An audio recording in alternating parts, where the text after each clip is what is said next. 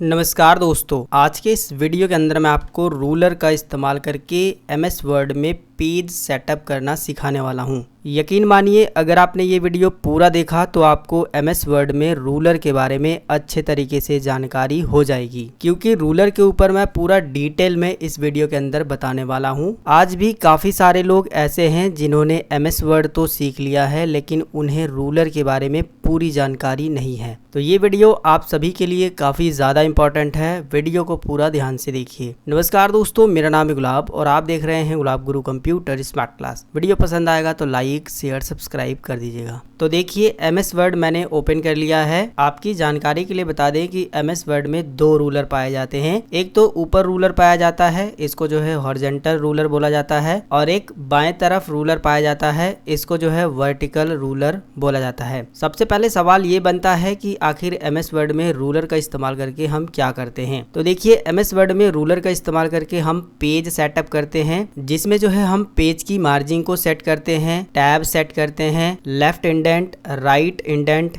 Hanging indent, ये सारी चीजें जो है हम रूलर का इस्तेमाल करके कर सकते हैं। अब अगर आपके एमएस वर्ड में रूलर नहीं दिखाई दे रहा है तो इसे जो है लाना बहुत आसान है। आप व्यू टैब पर क्लिक करिए और यहाँ पर आपको एक रूलर ऑप्शन मिलेगा। आप इस पर क्लिक करेंगे तो रूलर आएगा और इसी पर क्लिक करेंगे तो रूलर चला भी जाएगा। रूलर को समझने के लिए सबसे पहले हम यहाँ पर कुछ टेक्स्ट को जनरेट कर लेते हैं। टेक्स्ट को जनरेट करने के लिए हमने यहाँ पर छोटा सा एक फार्मूला लिखा है। सबसे पहले लगाइए आप बराबर का निशान, लिखिए RAND, ब्रैकेट ओपन ब्रैकेट बंद। इसके बाद जो है कीबोर्ड से एंटर बटन दबाइए तो इस तरीके से कुछ एमएस वर्ड में ऑटो जनरेटेड टेक्स्ट आ जाएंगे। इसे आप सेलेक्ट करिए और यहाँ से जो है साइज को थोड़ा सा बड़ा कर लीजिए ताकि समझने में आसानी रहे। जैसा कि मैंने आपको बताया कि आपको दो रूलर मिलते हैं, तो सबसे पहले हम ऊपर वाले रूलर को समझते हैं। ऊपर वाले रूलर का इस्तेमाल करके आप लेफ्ट मार्जिन और राइट मार्जिन को सेट कर सकते हैं। इसके अलावा इंडेंट सेट कर सकते हैं और टैब सेट कर सकते हैं। आप यहाँ पर एक चीज को नोटिस करिएगा कि यहाँ पर जो है आपको त्रिभुज नुमा एक बना हुआ दिखाई दे रहा है, एक ऊपर बना हुआ दिखाई दे रहा है, एक नीचे है, और आपको यहाँ पर एक जो है वर्ग नुमा बना हुआ दिखाई दे रहा है। ये सारे सिंबल को अगर आपने समझ लिया तो आप रूलर को बड़े ही आराम से हैंडल कर पाएंगे। सबसे ऊपर वाला जो त्रिभुज है इसे जो है फर्स्ट लाइन इंडेंट बोलते हैं।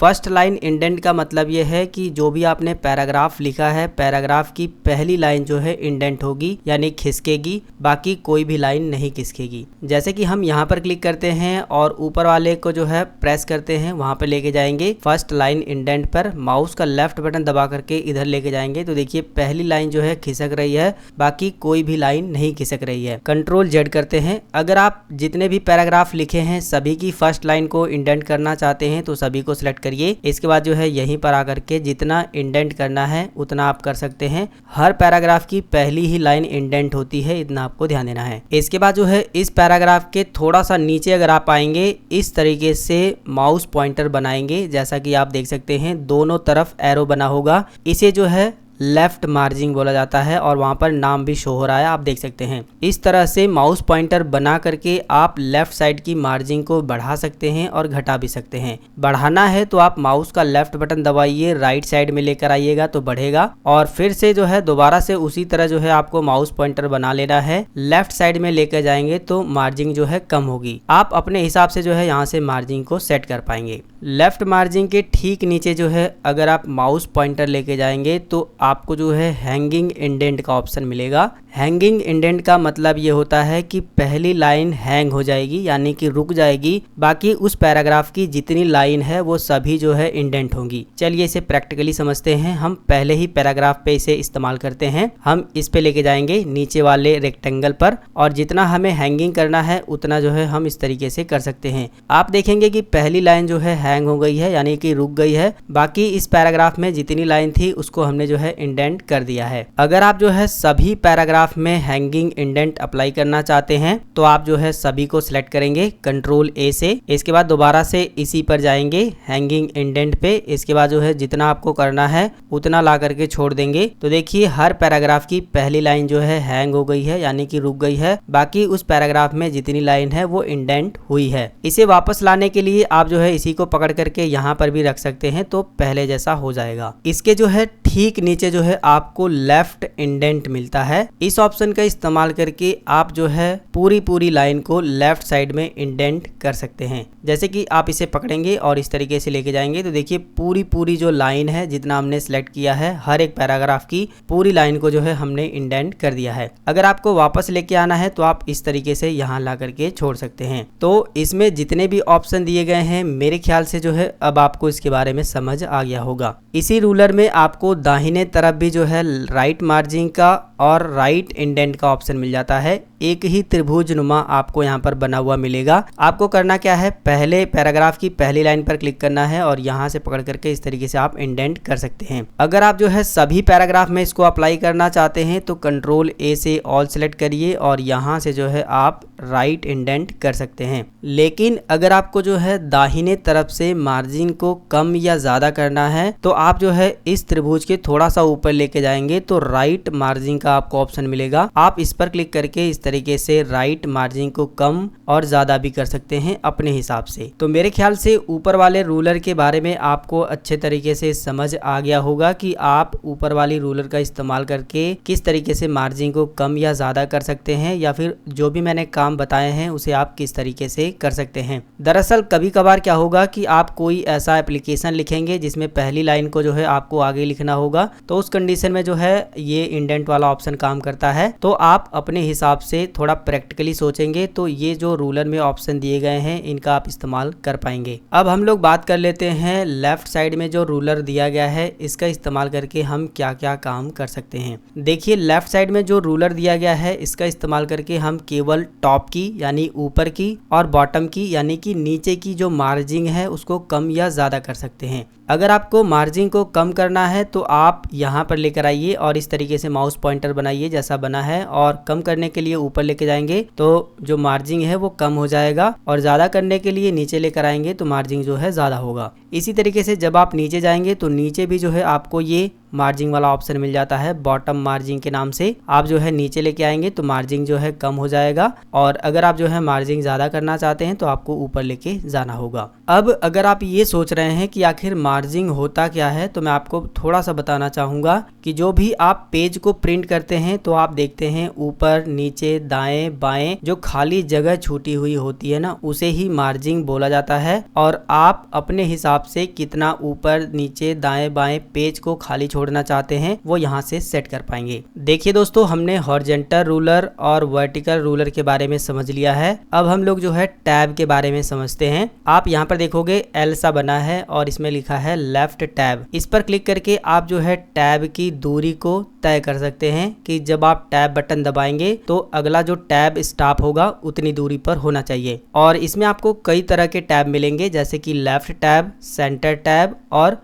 Right tab. ये बेसिकली क्या काम करेंगे, अगर आप लेफ्ट टैब जो है अप्लाई करते हैं तो जहां पर भी आप टैब लगाएंगे वहां पर लेफ्ट जो है इंडेंट होगा, यानी लेफ्ट साइड से बिल्कुल सीध में टाइप होगा। अगर आप सेंटर टैब लगाते हैं तो बिल्कुल सेंटर में टाइप होगा। अगर आप राइट टैब लगाते हैं तो राइट साइड से बिल्कुल सेंटर में टाइप होगा। चलिए इसे प्रैक्टिकली समझते हैं। लेफ्ट टैब जो है अभी एक्टिव है। इसे लगाने के लिए जो है हम सबसे पहले यहाँ पर दूरी बताएंगे। तो पहला जो हमारा है वो यहाँ से टाइप होगा और दूसरा जो हमारा टैब है वो यहाँ पर लगना चाहिए। हमने जो है यहाँ पर क्लिक कर दिया तो देखिए यहाँ पर जो है लेफ्ट टैब एक्टिव हो गया है, यहाँ पर एल बन गया है। इसके बाद जो है हम यहाँ पर जो है टैब लगाना चाहेंगे, हम यहाँ पर क्लिक कर देंगे तो जो कुछ भी आप टाइप करोगे, जैसे कि मैंने लिखा गुलाब। इसके बाद जो है जब हम कीबोर्ड से टैब बटन दबाएंगे तो जहां पर भी हमने टैब स्टॉप सेट किया है उसी के सीध में बिल्कुल आएगा, इतना आपको ध्यान देना है। यहाँ पर जो है हम क्लोन का सिंबल बनाएंगे और फिर से अगर हम टैब बटन दबाते हैं तो जहां पर भी आपने जो है दूसरा टैब स्टॉप बनाया है वहां पर जाकर के रुकेगा, और यहाँ पर जो है जो कुछ भी आपको टाइप करना है वो आप कर सकते हो, ठीक है। इसके बाद जो है दोबारा से एंटर बटन दबाएंगे तो नीचे आएंगे और यहाँ पर जो है आप किसी दूसरे का नाम टाइप कर सकते हैं। फिर से टैब बटन दबाएंगे, बिल्कुल सीध में आएगा।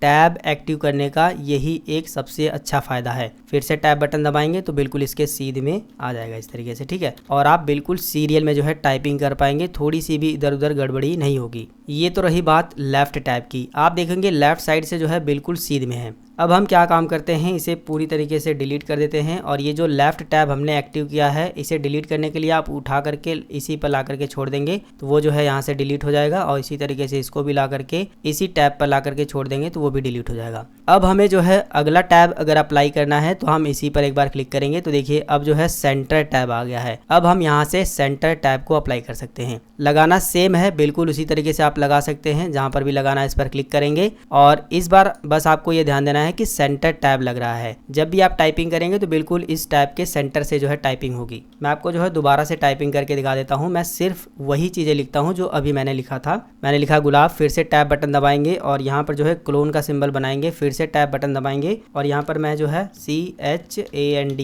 चंद लिखता हूँ। तो अब आप एक चीज़ को नोटिस करिएगा, ये जो टैब है ना, आप यहाँ पे देखिए बिल्कुल सेंटर में, मैं इस पर क्लिक कर रहा हूँ, बिल्कुल सेंटर में आ रहा है। अगला नाम भी आपको जो है टाइप करके दिखा देता हूँ। हम जो है यहाँ पर क्लोन का सिंबल बनाएंगे, फिर से जो है टैब बटन दबाएंगे और यहाँ पर हम लिखते हैं कुमार और ये भी देखिए आप जो है बिल्कुल सेंटर में ही आया है। ठीक है, तो सेंटर टैब लगाने का फायदा ये है कि जो भी आप टेक्स्ट को लिखेंगे वो बिल्कुल सेंटर में रहेगा, बाकी काम जो है टैब वाला ही करेगा, इतना आपको ध्यान देना है। ठीक है, ये तो रही बात सेंटर की। फिर हम जो है इसे डिलीट करते हैं। अब हम जो है राइट टैब की बात कर लेते हैं। इस पर जब आप एक बार और क्लिक करेंगे तो जो है राइट टैब जो है एक्टिव हो जाएगा। अब आप जो है ये जो आपने टैब लगाया है, पहले तो आप इसे इस पर ही ले जा करके इसको हटाइए। आप जो है उठा करके इस पे ले जा करके छोड़ देंगे तो वो जो है टैब हट जाएगा। अब हमने जो है राइट टैब जो है एक्टिव कर लिया है। अब हमें टैब जहां पर भी लगाना है, टैब स्टॉप, हम वहां पर जो है ले जा करके क्लिक करेंगे, जहां जहां पर लगाना है इस तरीके से लग जाएगा। अब हम जो है फिर से आपको टाइप करके दिखा देते हैं। हम लिखते हैं गुलाब, टैब बटन दबाते हैं और यहाँ पर बनाते हैं क्लोन का सिंबल, फिर से टैब बटन हमने दबाया और यहाँ पर जो है हम लोग CHAND